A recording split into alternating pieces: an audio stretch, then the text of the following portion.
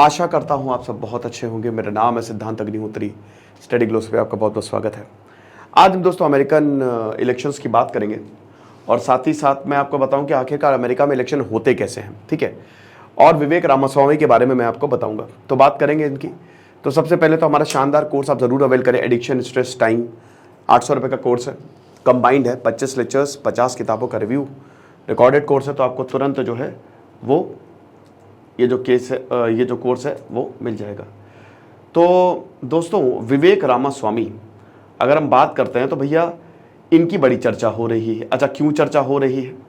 क्योंकि ये अमेरिकन राष्ट्रपति जो चुनाव हो रहे हैं ना, होने वाले हैं, उसके लिए बेसिकली ये खड़े हुए हैं। बहुत बढ़िया है, ठीक है। तो विवेक रामास्वामी की बात करें, पहले तो हम ये देख लेते कि इलेक्शंस कैसे होते हैं, अमेरिका में इलेक्शंस कैसे होते हैं, पहले ये जानने की जरूरत है। देखिए अमेरिका का जो लोकसभा है वो क्या है, हाउस ऑफ रिप्रेजेंटेटिव, ठीक है, जो कि 435 मेंबर्स हैं जिसमें, और सेनेट ये इनका राज्यसभा है जिसमें 100 मेंबर्स हैं, 100 सीट्स हैं। मतलब हर एक राज्य, अमेरिका में टोटल 50 राज्य और हर एक राज्य की 2 सीटें, तो टोटल 100 सीटें हो गई। ओके, तो टोटल वही है, 538 सीटों पे चुनाव होते हैं, है ना। और 270 जो है वो आपको मेजॉरिटी के लिए चाहिए। 270 सीट्स जो जीत गया वो प्रेसिडेंट बन जाएगा। अमेरिका में पार्टीज कौन कौन सी है? सबसे पहली है आपकी डेमोक्रेटिक पार्टी। अमेरिका में 1776 को आज़ादी मिली थी। अमेरिकन वॉर ऑफ इंडिपेंडेंस 1789 में अमेरिका संविधान बना, और तब से डेमोक्रेट पार्टी जो है वो अमेरिका में गधा इनका चुनाव चिन्ह है। और रिपब्लिकन्स का हाथी है। रिपब्लिकन्स को ग्रैंड ओल्ड पार्टी बोला जाता है। यही 2 पार्टी सबसे इंपॉर्टेंट है। रिपब्लिकन्स की बात करें तो रिपब्लिकन्स भाई इब्राहिम लिंकन वाली पार्टी है। इब्राहिम लिंकन यहाँ से, पहले इसको विक्स बोला जाता था, विक्स पार्टी, बाद में इब्राहिम लिंकन ने यहाँ के मतलब रिपब्लिकन के पहले राष्ट्रपति बने, ठीक है। तो जैसे बीजेपी कांग्रेस है, अमेरिका की बीजेपी रिपब्लिकन है और कांग्रेस डेमोक्रेट्स है, आप ये समझ लो।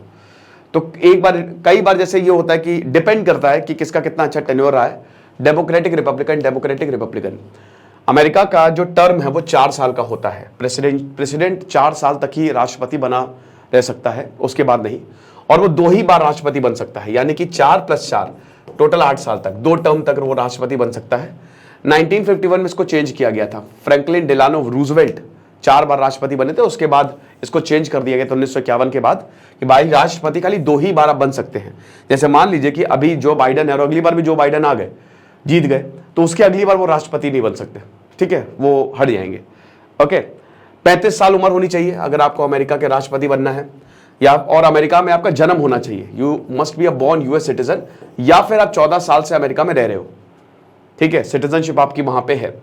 तो जो एनआरआई है बाकी सब अमेरिका में चुनाव नहीं लड़ सकते। अब अमेरिका में इलेक्शंस होते कैसे हैं ये देख लेते हैं। सबसे पहले प्राइमरीज और कॉकसेस। देखिए अमेरिका में इलेक्शन का प्रोसीजर बड़ा कॉम्प्लिकेटेड और बड़ा लंबा चलता है। इनडायरेक्ट इलेक्शन होते हैं यहाँ पे, 1 साल तक होता है ये। तो शुरुआत होते हैं वही जनवरी से, प्राइमरी और कॉकसेस। प्राइमरी क्या होते हैं? देखिए इसमें क्या डेलीगेट्स चुने जाते हैं। ये बहुत ही कॉम्प्लिकेटेड प्रोसीजर होता है। डेलीगेट्स मतलब क्या है कि यहाँ पे जैसे मान लीजिए कि डेमोक्रेटिक मेंबर्स हैं, डेमोक्रेट्स मेंबर है, रिपब्लिकन मेंबर्स हैं, ठीक है। प्राइमरी में जैसे मान लीजिए कैलिफोर्निया है, वहां पे प्राइमरीज में क्या होता है कि उनको बुलाया जाएगा, ठीक है, और बोला जाएगा आप डेलीगेट्स चुनो। कॉकसेस में एक मीटिंग बुलाई जाएगी और उसमें भी बोला जाएगा आप डेलीगेट्स चुनो। यानी कि प्राइमरी कॉकसेस में दोनों में ही जो मेंबर्स होते हैं, जो रजिस्टर्ड वोटर्स मेंबर्स होते हैं, उनको बोला जाता है डेलीगेट्स चुनो। अच्छा, ये डेलीगेट्स क्या करते हैं? ये डेलीगेट्स जो होते हैं ये जाते हैं नेशनल कन्वेंशन, फरवरी में होता है ये नेशनल कन्वेंशन, बहुत ही बड़ा सा हॉल होता है।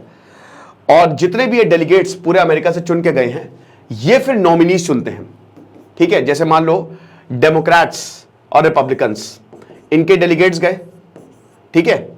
नेशनल कन्वेंशन बहुत बड़ी मीटिंग होती है यहाँ पे, और नेशनल कन्वेंशन में ये नॉमिनीज चुनेंगे, नॉमिनीज को वोट डालेंगे। जो नॉमिनीज जिन्होंने नॉमिनेशन अपना फाइल किया है, ये डेलीगेट्स करते हैं कि किसको ये वोट करते हैं, कौन जो है वो आगे जाएगा, ठीक है। तो अमेरिका में वही कहते हैं कि कोई भी नॉमिनेशन जो अपना फाइल कर सकता है, बट ये डेलीगेट्स के ऊपर डिपेंड करता है कि किसको आगे ले जाएंगे, वोटिंग के ऊपर तय होता है, ठीक है। ये हिसाब किताब है। तो अब जैसे वोटिंग हो गई, अब जैसे अब जैसे रिपब्लिकन्स हैं, पहले इसमें क्या होता ना कि डेलीगेट्स ने, जैसे रिपब्लिकन्स के जो डेलीगेट्स हैं उन्होंने बता दिया कि रिपब्लिकन्स के ये नॉमिनीज होंगे, डेमोक्रेट्स के डेलीगेट्स उन्होंने बता दिया कि ये नॉमिनीज होंगे। अब उसके बाद रिपब्लिकन्स और डेमोक्रेट्स के नॉमिनीज हमको पता चल गए, फिर ये आपस में ही डिबेट करते हैं। जैसे अभी विवेक रामास्वामी और डोनाल्ड ट्रंप, ये दोनों रिपब्लिकन हैं, ये दोनों आपस में डिबेट करेंगे और इनमें से कोई एक सिलेक्ट होगा। रॉन डिसेंटिस भी हैं, ये भी डिबेट करेंगे। जितने भी नॉमिनीज हैं वो आपस में डिबेट करते हैं और अब ये पब्लिक होती है। बहुत बढ़िया ये अमेरिका का सिस्टम है। हाँ, भारत में तो होते ही नहीं है ये, भारत में भी होना चाहिए कि जो भी प्रधानमंत्री का उम्मीदवार है डिबेट कराओ और देखो किसमें कितना है दम। तो ये डिबेट करते हैं पब्लिक, है ना, टीवी पे आके। तो उसके बाद ये डिबेट करेंगे और डिबेट में फिर ये तय होता है कि कौन रिपब्लिकन का कैंडिडेट होगा और सही डेमोक्रेट्स का होता है। अच्छा, एक और चीज होती है, जैसे बराक ओबामा, अब जैसे बराक ओबामा है ना, तो अगर बराक ओबामा जैसे एक बार उन्होंने वो प्रेसिडेंट बन गए और दूसरी बार अगर पार्टी को उनके ऊपर भरोसा है तो ये वाला प्रोसेस नहीं करवाती है वो। दूसरी बार भरोसा है तो बोल दिया कि भाई हमारे बराक ओबामा ही नॉमिनी होंगे, वही राष्ट्रपति चुनाव के लिए खड़े होंगे, तो प्राइमरी कॉकसेस वाला वो स्किप हो जाता है पूरा का पूरा। ये चीज आपको ध्यान रखनी है, ठीक है। तो अब उसके बाद फिर अल्टीमेटली रिपब्लिकन का एक मेंबर बचा, है ना, डेमोक्रेट का एक मेंबर बचा। अब इन दोनों में बहस होती है, इन दोनों में बहस होती है। पहले तो पार्टीज आपस में बहस करके एक नॉमिनी को चुनते हैं, एक कैंडिडेट को चुनते हैं और फिर उसके बाद फाइनली जब नॉमिनी चुन लिए जाते हैं तो दोनों आपस में बहस करते हैं। फाइनली इलेक्शन होते हैं। अब इलेक्शन भी इलेक्टर्स करते हैं। इलेक्टर्स कौन होते हैं? अगेन वही जो उम्मीदवार खड़े होते हैं, जैसे भारत में जो भी चुनाव लड़ रहे हैं, ठीक है, वो। अब इसमें क्या होता है कि ये जो इलेक्टर्स होते हैं, अब जैसे भारत में क्या होता है, भारत में अलग सिस्टम चलता है। भारत में पहले पार्टी जीत के आएगी, ठीक है, एक पार्टी को वोट मिलेंगे और उसके बाद फिर लोकसभा में मेजॉरिटी ये देखेगा कि आखिरकार कौन जो है वो मतलब प्रधानमंत्री बनेगा। लेकिन अमेरिका में उल्टा, अमेरिका में पहली प्रेसिडेंट चुनाव हो जाता है, मतलब पहली प्रेसिडेंट को बोल देते हैं कि भैया जैसे अभी है, अभी मान लो विवेक रामास्वामी चुन लिए जाते हैं तो बोलेंगे विवेक रामास्वामी हमारे उम्मीदवार होंगे और उधर के जो बाइडन होंगे, ठीक है। अब मान लो कि कोई स्टेट है न्यूयॉर्क, मान लो कोई शहर है न्यूयॉर्क मान लो। अब न्यूयॉर्क में मान लो कि वोटिंग होती है तो इलेक्टर्स होते हैं यहां पे, ठीक है, ये इलेक्टर्स होते हैं। इलेक्टर्स जो हैं वो चुने जाते हैं। अब इनके लिए वोटिंग होती है।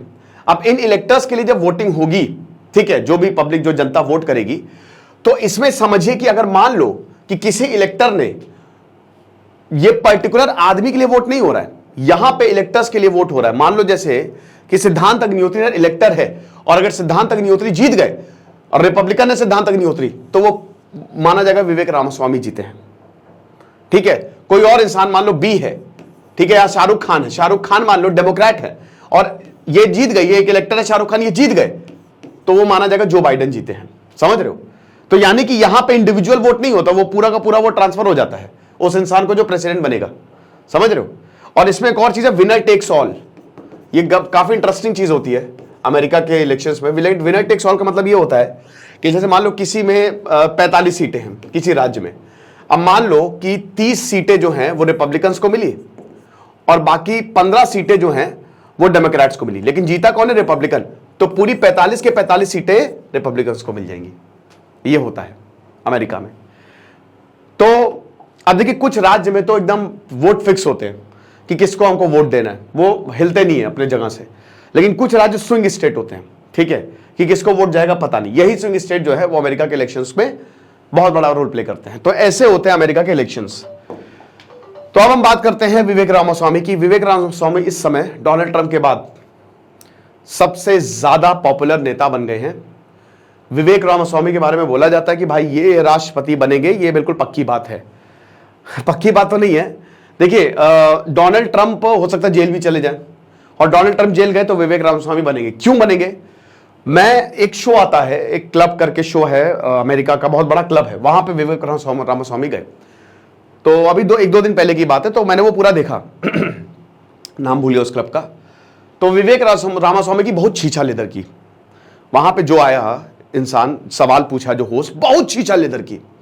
विवेक रामास्वामी ने इतने बढ़िया तरीके से वो जवाब दिया है ना, एक एक जो भी खतरनाक सवाल पूछे इतने शानदार तरीके से कि लोग पगला चुके हैं।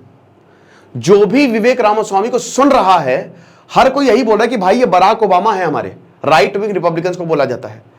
विवेक रामास्वामी को बहुत ही बुद्धिमान, इंटेलेक्चुअल और बहुत ही संयमशील इंसान माना जा रहा है। अमेरिकन जितने लोग भी विवेक रामास्वामी को सुन रहे हैं वो विवेक रामास्वामी की तरफ हो जा रहे हैं कि भाई इन्हीं को बना। और आपको बता दो इनकी अच्छी खासी मेजोरिटी है, डी सेंटिस पीछे होते जा रहे हैं। अभी तो वक्त है, अगले नवंबर में चुनाव होंगे, तो अभी तो बहुत कुछ होना है, अभी तो डिबेट्स भी होंगी इनकी। डोनाल्ड ट्रंप को पूरा ये सपोर्ट करते हैं। तो ऋषि सुनाक आपको पता है ये यूके में अभी वो मस्त अपना प्रधानमंत्री बने हुए हैं। तो यहां पे प्रेसिडेंट जो है विवेक रामास्वामी, एलॉन मस्क ने इनको सपोर्ट दे दिया। अब विवेक रामास्वामी अमेरिका में ही पैदा हुए थे, ये भी मैं आपको बता दूं, हार्वर्ड स्कूल से पढ़े, बहुत बड़े बिजनेसमैन है, अरबपति हैं, अभी कहीं के मेंबर नहीं है ये। अमेरिका में ये होता है ना कि आप अमेरिका जो प्रेसिडेंट होता है is not responsible to the Congress. जैसे भारत में आपको चुनाव जैसे मान लीजिए जैसे एस जयशंकर है, अब एस जयशंकर को विदेश मंत्री तो बना दिया गया, लेकिन वो किसी हाउस के मेंबर नहीं थे, तो 6 महीने के अंदर अंदर उनको सदस्यता ले ली थी। अमेरिका में ऐसा नहीं है। अमेरिका में आप मेंबर हो ना हो, आप अपना, अगर आप मेंबर हो, पार्टी के मेंबर हो, तो आप जो अपना प्रेसिडेंशियल नॉमिनेशन है वो आप बोल सकते हो। अभी इन्होंने फरवरी में ही अनाउंस किया कि मैं प्रेसिडेंट बनूंगा, मैं मतलब इस रेस के लिए खड़ा हो रहा हूं। और जितने लोग हैं भर भर के इनको सपोर्ट कर रहे हैं जबरदस्त तरीके से कि भाई हमारा नेता कैसा हो, विवेक रामास्वामी जैसा हो। एलॉन मस्क तक ने बोल दिया है, क्योंकि देखिए ये बड़े ही मतलब हर एक चीज के लिए, ये जैसे डोनाल्ड ट्रंप तो काफी ज्यादा कट्टर है, ये इतने कट्टर नहीं, शांत है।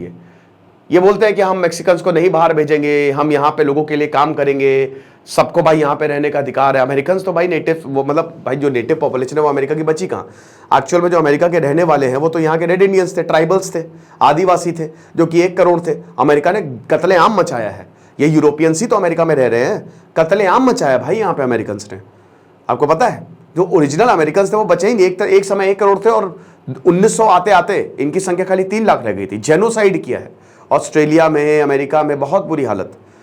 तो अब विवेक रामास्वामी देखिए होता क्या है ना कि भाई ये हिंदू हैं, इनके जो पेरेंट्स थे वो केरल के हैं, ठीक है।